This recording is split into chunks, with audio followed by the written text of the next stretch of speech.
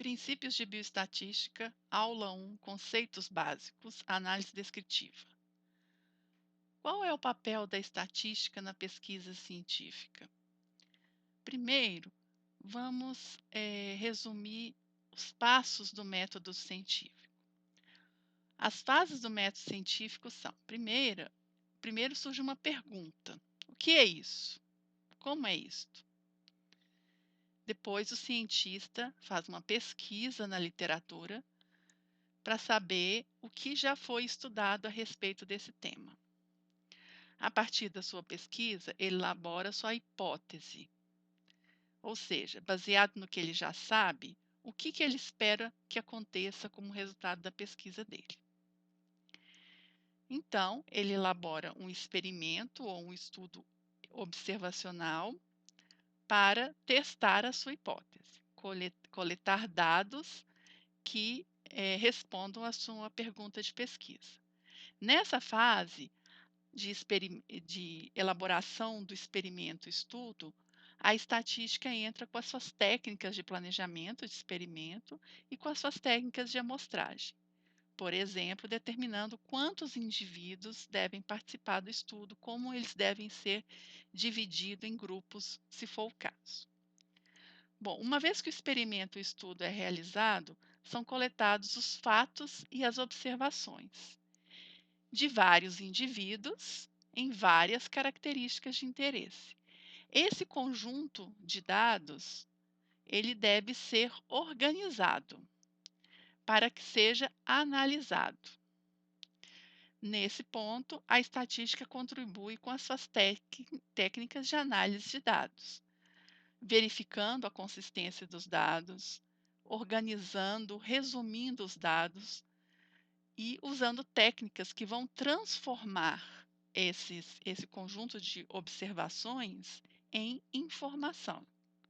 Essas informações vão levar à conclusão do estudo, que pode ser que os resultados são diferentes da hipótese do pesquisador, e então ele deve retornar o ciclo e fazer mais experimentos, ou os resultados podem ser exatamente o que ele esperava, ou seja, podem comprovar a sua hipótese, então ele já pode publicar a sua pesquisa. A estatística, ela foi definida como a gramática da ciência por Karl Pearson em 1892, quando ele publicou um livro, o primeiro que se tem registro da organização das técnicas estatísticas, como a gente vê hoje. Por que a estatística pode ser definida como a gramática da ciência? Porque ela permite planejar a coleta de dados para um estudo, quantificar os resultados obtidos no estudo, lidar com a variabilidade na tomada de decisões, estender as conclusões de uma pequena parcela, que a gente chama de amostra, para o grupo maior de onde ela veio, que é o que a gente chama de população, quantificar a incerteza na tomada de decisões. Ao longo do curso, a gente vai ver como que a estatística atua em cada uma dessas frentes, né, em cada uma dessas propriedades que a estatística tem. Por enquanto, nós precisamos definir alguns conceitos básicos. Os primeiros conceitos que nós precisamos são os conceitos de população, amostra, parâmetro, estatística e variável. População é o conjunto de todos os indivíduos que se deseja estudar. Podem ser pessoas, o conjunto de todos os habitantes de uma cidade, podem ser animais, por exemplo, todas as onças pintadas do Pantanal. Pode ser um conjunto de plantas de uma determinada espécie numa reserva florestal. Podem ser cada um dos comprimidos de um lote produzido por uma indústria. Podem ser todas as prescrições em farmácias de um determinado local. Então, quando a gente trata de todos os indivíduos, nós estamos falando da população. Quase nunca principalmente em bioestatística, se consegue fazer uma pesquisa observando todos os indivíduos da população. Ou porque essa população é muito grande, ou porque ela é espalhada e inacessível, como os animais de uma reserva ou plantas de um parque, ou porque o teste para obter a característica que se deseja medir, por exemplo, como os comprimidos de um lote, destrói o comprimido, então eu não posso testar todo o meu lote, ou porque por restrições, por exemplo, de espaço ou tempo. Então, em bioestatística, o mais comum é que as pesquisas são feitas com uma parte da população, ou seja, que é o que a gente chama de amostra. Então, a amostra é definida como uma parte da população que é selecionada para o estudo, ou seja, os indivíduos nos quais são medidas ou observadas características de interesse. Essas características de interesse são o que a gente chama de variáveis. Então, variável é a característica medida ou observada em cada indivíduo do estudo. Por exemplo, para os habitantes de uma cidade, eu poderia estar interessado em saber se eles fumam ou não fumam. Para os animais de uma reserva, eu poderia, por exemplo, estar interessada em saber o peso do animal. Nas prescrições em farmácia, eu gostaria de saber se a prescrição é legível ou ilegível. Essas são as nossas variáveis. Como o próprio nome diz, são características que variam de um indivíduo para outro na população ou na amostra. Essas variáveis, elas podem ser resumidas em alguma descrição numérica, né? Por exemplo, se eu estou interessado no hábito de fumar da população de uma cidade, eu posso ter para cada habitante da cidade a informação, ou da amostra, né? Se ele fuma ou não fuma. E essa informação pode ser descrita numericamente para toda a população ou para a amostra, na descrição numérica dada pela proporção dos habitantes que fumam. Se essa descrição numérica, ou seja, essa proporção, foi calculada usando todas as informações da população, ela é chamada de parâmetro. Então, o parâmetro só vai ser conhecido se toda a população for observada se fuma ou não fuma. Por outro lado, se essa característica, essa descrição numérica for feita com base na medição da característica em apenas uma parte da população, ou seja, na amostra, ela é chamada de estatística. Então, o parâmetro é definido como a descrição numérica de uma característica na população, e ele vai ser conhecido apenas se toda a população for observada.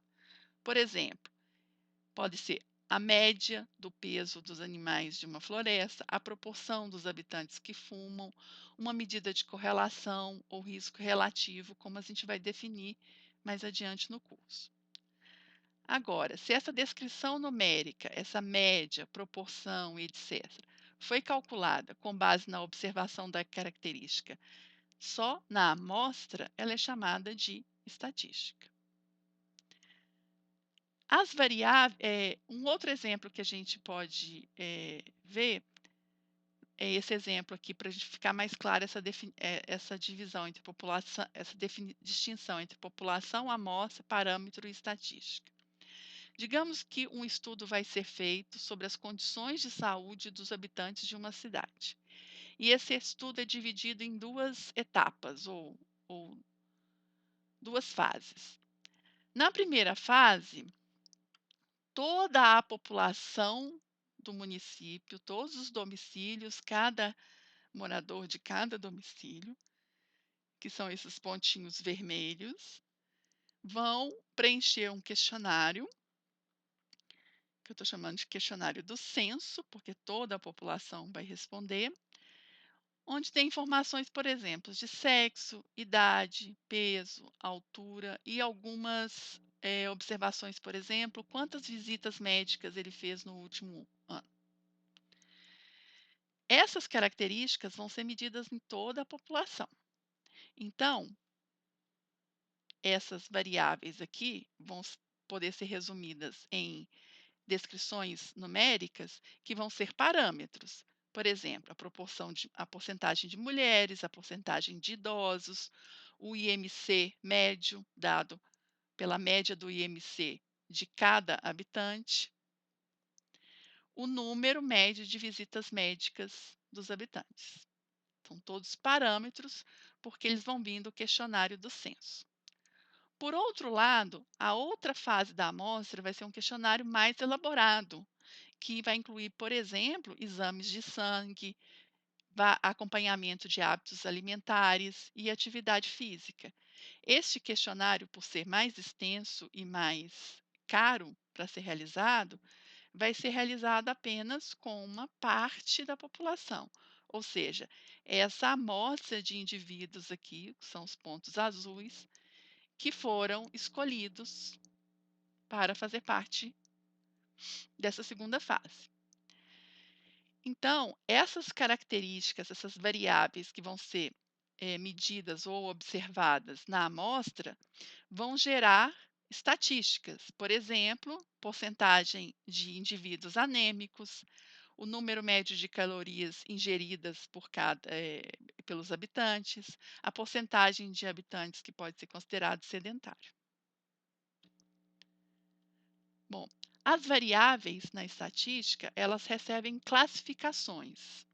E essas classificações são importantes quando vamos escolher o método de análise estatística.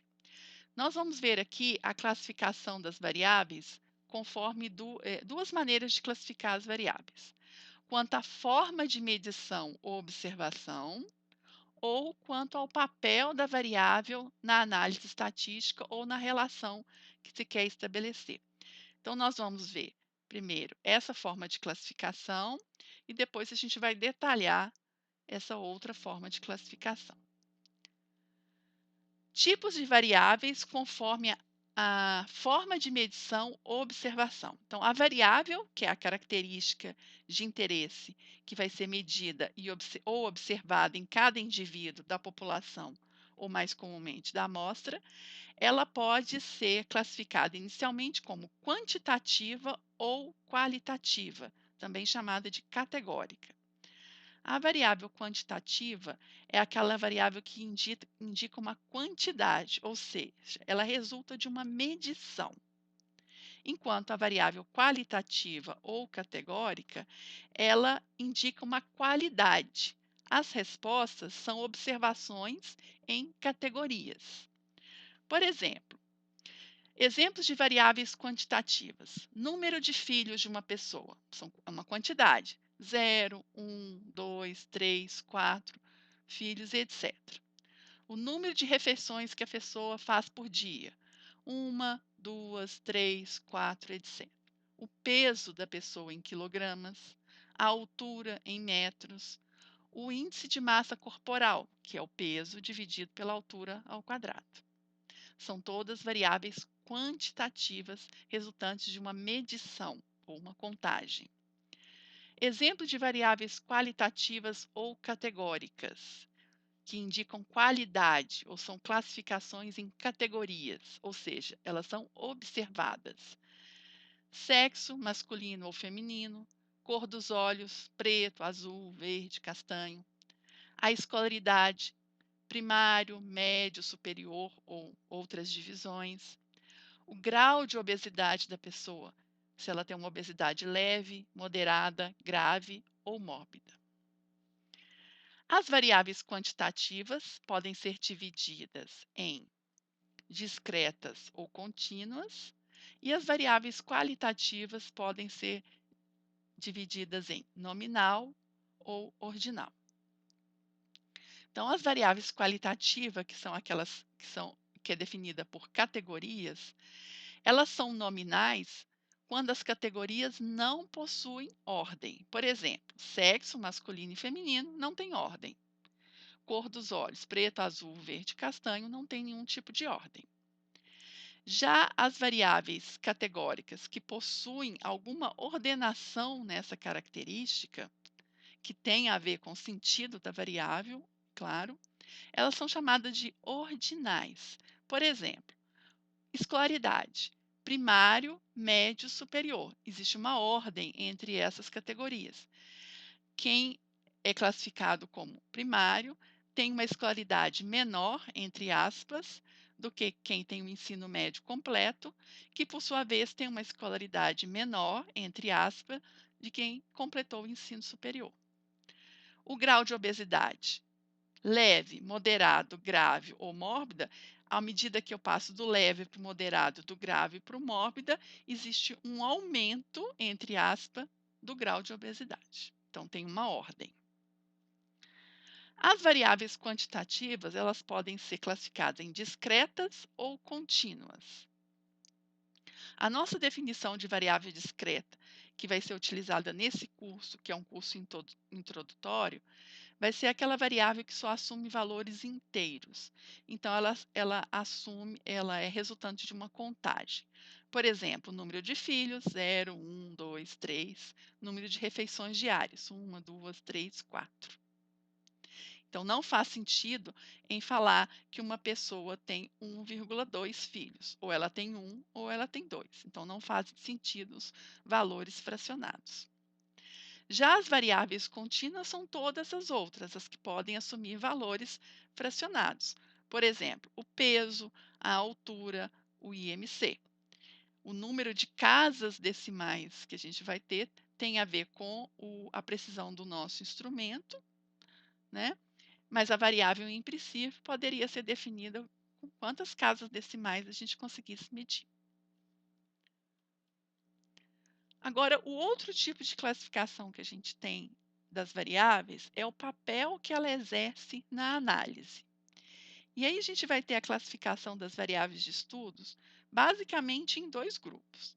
A variável, ela é resposta ou ela é explicativa. Variável resposta também às vezes é chamada de variável dependente. Isso tem a ver com a área de estudo. Então, variável resposta ou variável dependente.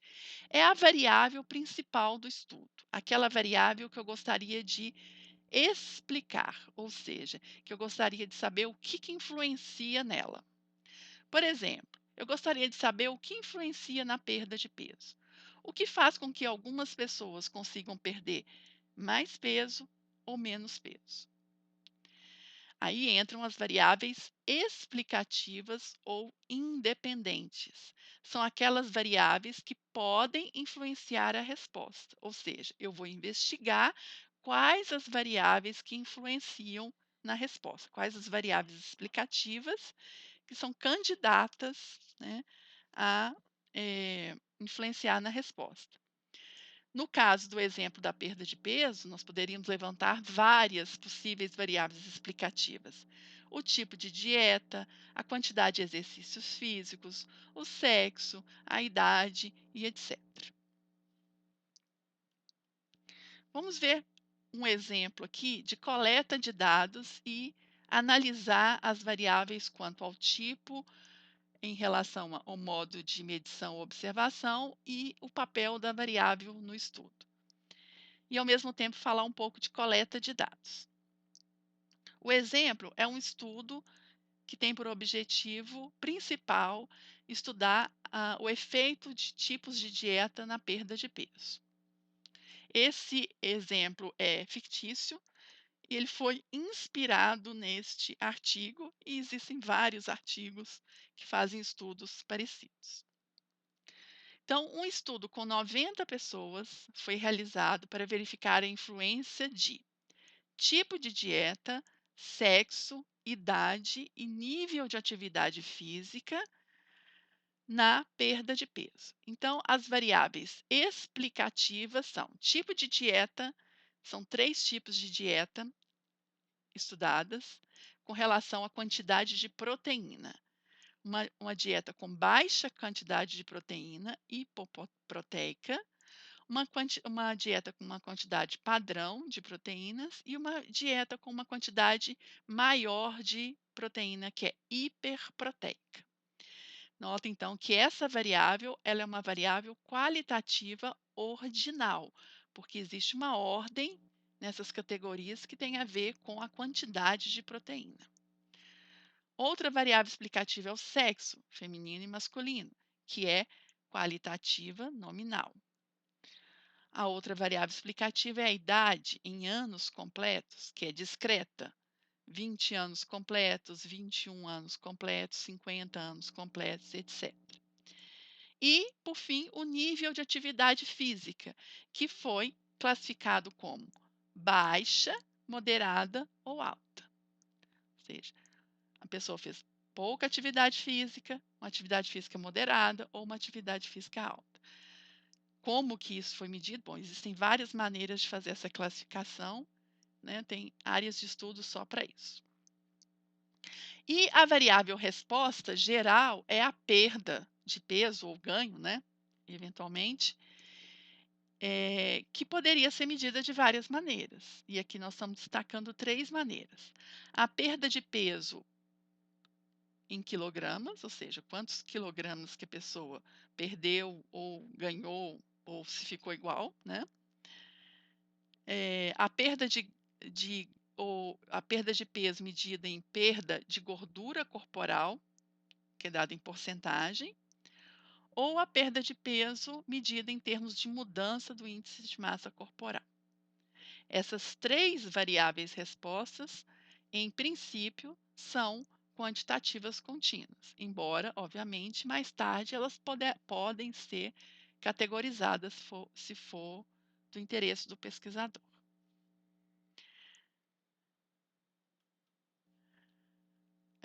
Para esse estudo fictício, cada participante do estudo, são 90 participantes, preenche uma ficha de coleta ou um prontuário desse tipo. São 90 fichas, então, que nós temos representando aqui empilhadas, com o nome. Primeiro tem uma identificação aqui do número de identificação do participante, que é importante para o anonimato, né? O nome, o sexo, a idade, o tipo de dieta, a altura, os dados iniciais, o peso inicial, a porcentagem de gordura inicial, o IMC inicial e os dados finais, depois do período estabelecido do estudo. O peso final, a porcentagem de gordura final, o IMC final e o nível de atividade física que a pessoa realizou nesse período. Nesse caso, foi classificado como baixa atividade física. Então, a gente pode ver que essa pessoa, que é uma mulher de 29 anos, que seguiu a dieta hiperproteica, ela teve uma perda de peso em quilogramas, teve uma perda de peso também na porcentagem de gordura e também perdeu peso se for medido como a mudança do IMC, tendo feito uma atividade física baixa. Cada uma dessas fichas de coleta, né, que eu estou representando aqui como uma pilha, nós vamos transferir para uma planilha de dados. Essa é a forma de organizar os dados mais simples que a gente tem, porque esse estudo é um estudo muito simples. Para nós, aqui num curso de princípios de bioestatística, é a forma que a gente precisa. Existem bancos de dados com várias camadas, várias entradas, que não pode nem ser visualizado como a gente está visualizando aqui. Tá? São bancos de dados mais complexos. A planilha, o banco de dados mais simples que a gente pode ter, que vai ser o suficiente para a gente nesse momento, é o que a gente chama de planilha de dados. Como é que é montada uma planilha de dados? Geralmente num programa de planilha eletrônica, né, como o Excel. É montado na forma de uma matriz, onde cada linha representa um participante. Então, cada linha tem as informações de uma das fichas de coleta. Então, eu tenho aqui 90 linhas, são 90 participantes. E cada coluna recebe uma informação que está lá na ficha de coleta e outras informações que a gente vai calcular mais tarde.